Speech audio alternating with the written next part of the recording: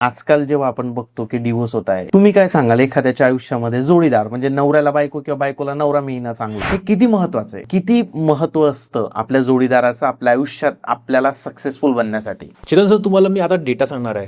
हा डेटा आहे times of India, economic times यांच्या माध्यमातून.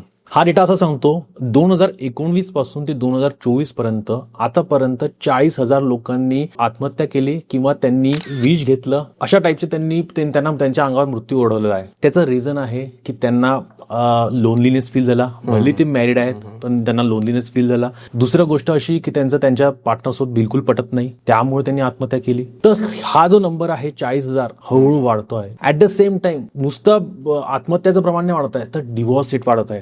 2022 मध्ये हैदराबादचा जो डिव्होर्स रेट आहे तो तुम्ही गेस नाही करू शकणार, इतका मोठा आहे. तो आहे 25%. 4 व्यक्तीमागे एकाचा डिव्होर्स होऊ राहिला आहे, असा डेटा सांगतोय आपल्याला. आणि हा डेटा जो आहे हा अर्बन आहे आणि तसा रुरल भागामध्ये सुद्धा हा डेटा वाढतच आहे. कारण की लोक जे आहेत ते जमून घ्यायला तयार नाही आहेत. लोक आज शिकलेले आहेत. लोक म्हणण्यापेक्षा मुली आज शिकलेल्या आहेत, मुलं आज शिकलेले आहेत. त्यांना असं वाटतं की मला बेटर कोणीतरी मिळेल. पण मी हेही सांगू शकतो या पॉडकास्टच्या माध्यमातून की जोपर्यंत तो आपला लाईफचे जे पॅटर्न्स आहेत जोपर्यंत तो शिकत नाही की त्याच्यातून तो बाहेर येत नाही, तोपर्यंत तो दुसऱ्या व्यक्तीशी जरी त्यांनी लग्न केलं तरी तोच व्यक्ती त्याच्या आयुष्यात येणार आहे, पण चेहरा बदलून. म्हणजे एक व्यक्तीने जर डिव्होर्स घेतला तर त्याला असं वाटलं की आता या व्यक्तीपासून सुटलो. तसं नाही. जोपर्यंत तो पॅटर्न शिकत नाही, जोपर्यंत तो पॅटर्नला कसं ब्रेक करायचं शिकत नाही, तोपर्यंत तो तसाच येत ना. मोठे मोठे सेलिब्रिटी लोक आहेत, त्यांचे 3-3, 4-4 लग्न झालेले आहेत. त्यांच्याकडे पैसा होता, त्यांच्याकडे सौंदर्य होतं, पण तरी सुद्धा त्यांचे ब्रेकअप झाले किंवा त्यांचे डिव्होर्स झाले. कारण की त्यांचं सोल लेवलवर